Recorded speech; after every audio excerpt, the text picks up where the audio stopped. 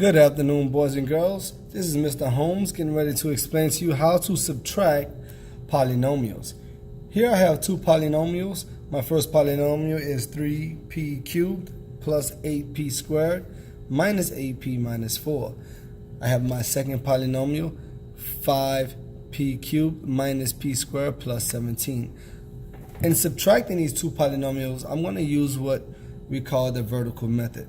With my vertical method, I'm going to take my first polynomial and I'm going to write it first going across the top. So here I have my 3p cubed plus 8p squared minus p minus 4.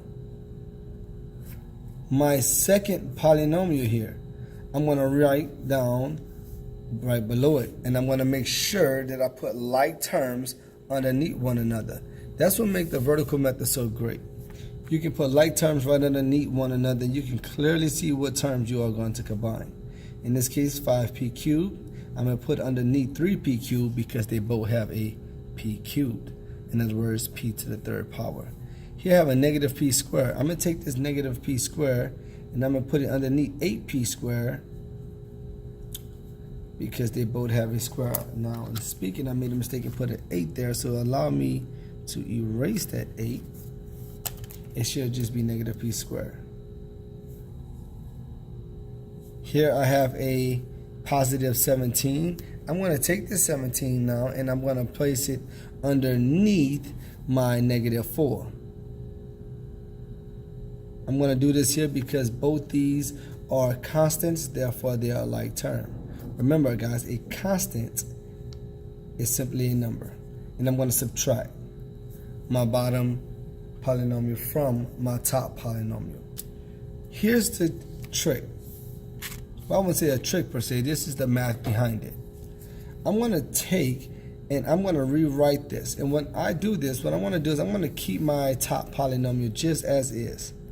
3p cubed plus 8p squared minus p minus 4.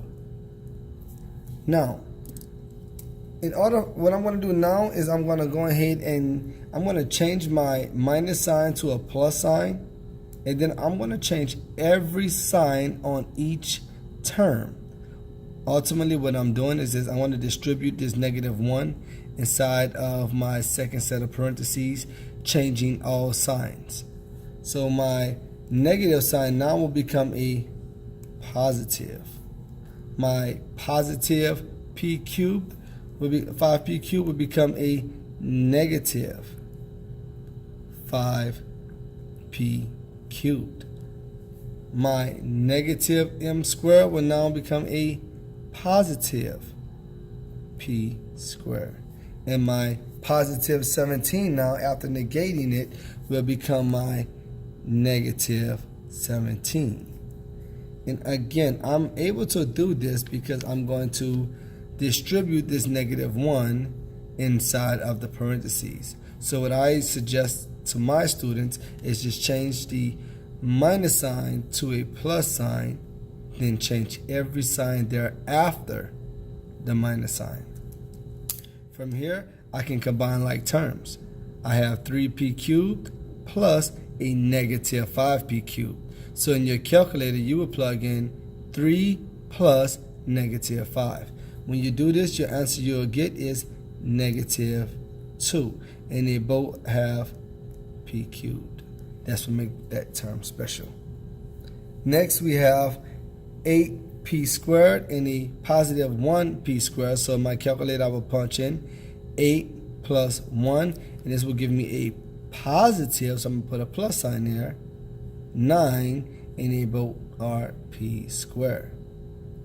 Notice this time I do not have a term underneath my p. There's no p to the first power in my second set of parentheses. So because of that gap, I'm going to just bring this minus p down. Lastly, I have a negative 4 plus a negative 17. This is going to give me a negative 21. Ladies and gentlemen, what we have just done is we have just gotten our answer. Our answer after subtracting the two polynomials is simply negative 2p cubed plus 9p squared minus p minus 21. If you have any questions about this, please feel free to make a comment below.